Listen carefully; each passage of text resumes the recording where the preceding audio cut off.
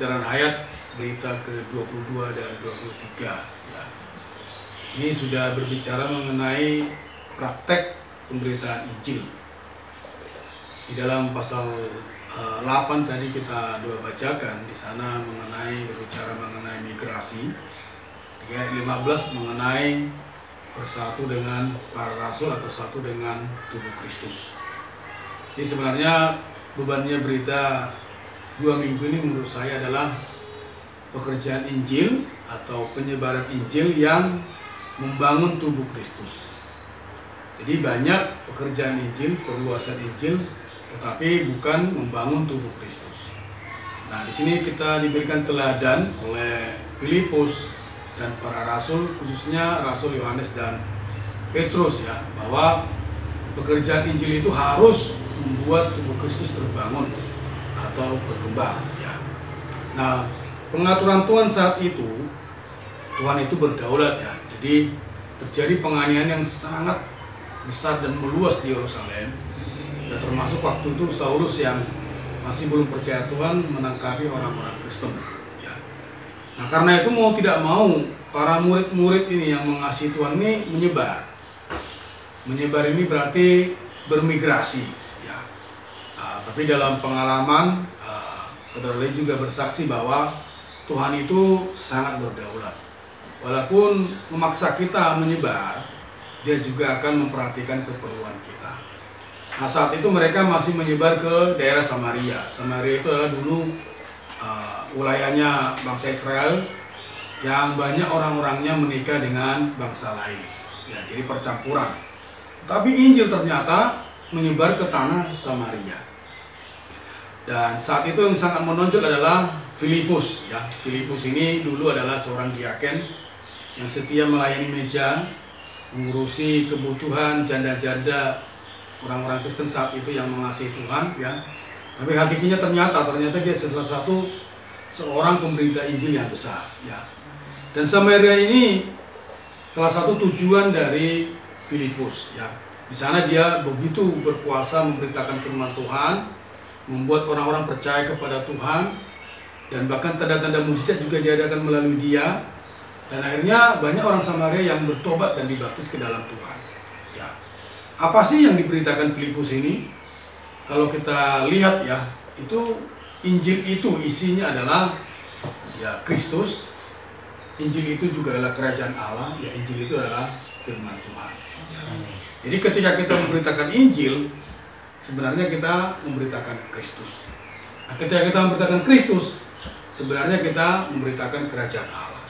Kenapa? Karena Kristus itu adalah benih hayat yang ditaburkan ke dalam kaum beriman sehingga berkembang menjadi satu alam yang dinamakan kerajaan Allah. Dan di sana Allah memerintah melalui hayatnya atas kaum beriman. Dan ini menjadi tubuh Kristus. Tetapi Kristus dan kerajaan ini ya terkandung di dalam firman Tuhan. Jadi sebenarnya Injil itu adalah firman Tuhan. Jadi ketika kita menyampaikan firman Tuhan, kita menyampaikan Kristus, kita menyalurkan Kristus. Jadi firman itu mengandung Kristus, firman itu mengandung kerajaan Allah. Jadi Injil yang diberitakan oleh Filipus adalah tentang Kristus, kerajaan Allah, dan juga firman Tuhan. Ya, makanya ada satu ayat mengatakan bahwa rasul-rasul mendengar bahwa tanah Samaria telah menerima firman Tuhan. Jadi firman Tuhan itu bisa bertumbuh ya. Karena itu hari ini kita perlu menuntut firman Tuhan ya, mencernanya, memasukinya, menikmatinya. Sehingga apa? Ketika kita memberitakan Injil, yang kita beritakan itu bukan kisah-kisah, bukan ilustrasi-ilustrasi. Saya merasakan kisah-kisah dan ilustrasi itu adalah untuk anak-anak ya, untuk remaja boleh ya. Kita kalau menyampaikan firman Tuhan kepada anak-anak memang butuh kisah-kisah ya, butuh ilustrasi-ilustrasi.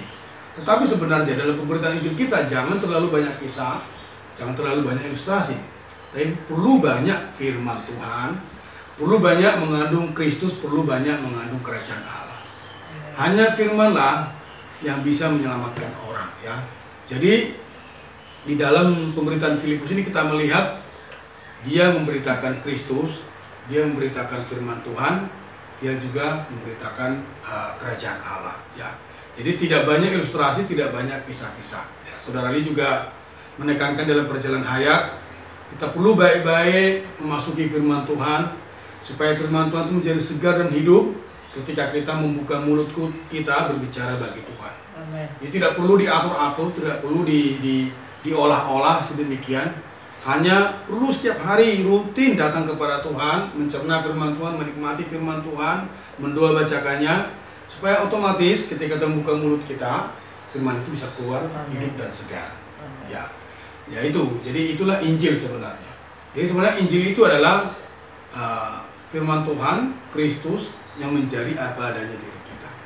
Nah, poin yang kedua adalah ketika Filipus memberitakan Injil ini, ya, dan rasul-rasul mendengar bahwa tanah Samaria telah menerima firman Tuhan, para rasul bersekutu di Yerusalem, ya, dan mereka mengutus Yohanes dan Petrus ke Samaria. Ya, jadi inilah satu teladan yang sangat bagus sekali, ya. Jadi orang-orang Samaria ini sudah menerima Tuhan, sudah dibaptis, tapi perlu disatukan dengan tubuh Kristus. Nah, saat itu gereja pertama dimulai di Yerusalem, itu dimulai oleh para rasul, ya. Tetapi orang Samaria adalah satu permulaan yang baru. Nah, Tuhan mengatur, ya, Tuhan yang berdaulat itu mengatur, roh ekonomikal belum turun ke atas mereka. Mereka sudah percaya Tuhan, sudah dibaptis ke dalam nama Tuhan, sudah menerima roh esensial, tetapi roh ekonomikal belum turun ke atas mereka. Nah, karena itu rasul-rasul bersekutu, Petrus, Yohanes harus ke Samaria. Nah, ketika mereka sampai ke Samaria, ya, ketemu dengan kaum beriman di sana, ya, Petrus dan Yohanes berdoa. Ya, saat itu mereka mungkin masih stylenya perjanjian lama, ya. Mereka menumpangkan tangan, ya. Dan ternyata Roh Kudus itu turun ke atas orang-orang Samaria. Dan mereka dipenuhi oleh Roh Kudus. Bahkan waktu itu ada Simon, ya, orang yang baru percaya Tuhan alias dia sangat kaget. Dia ingin memiliki kuasa itu. Tapi Petrus menegurnya, ya. Jadi artinya apa? Ketika kita disatukan dengan tubuh Kristus, ya, kita itu bisa dipenuhi dengan Roh Kudus.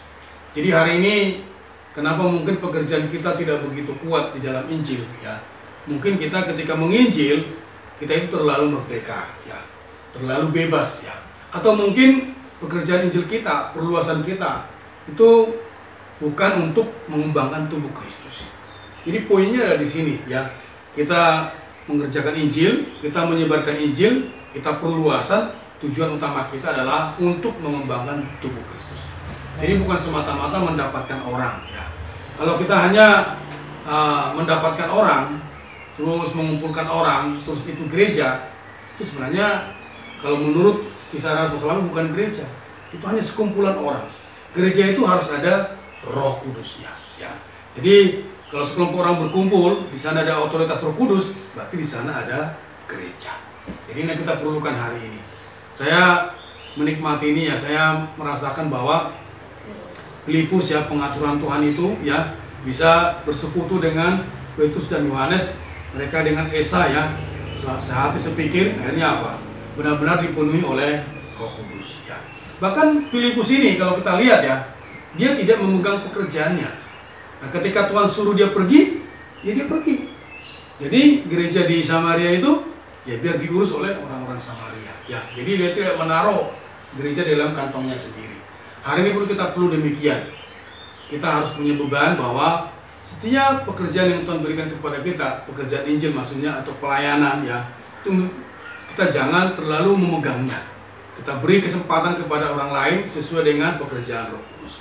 Terus kita juga perlu satu dengan tubuh Kristus. Jangan merdeka, ya. Jadi ini satu pelajaran yang penting, ya.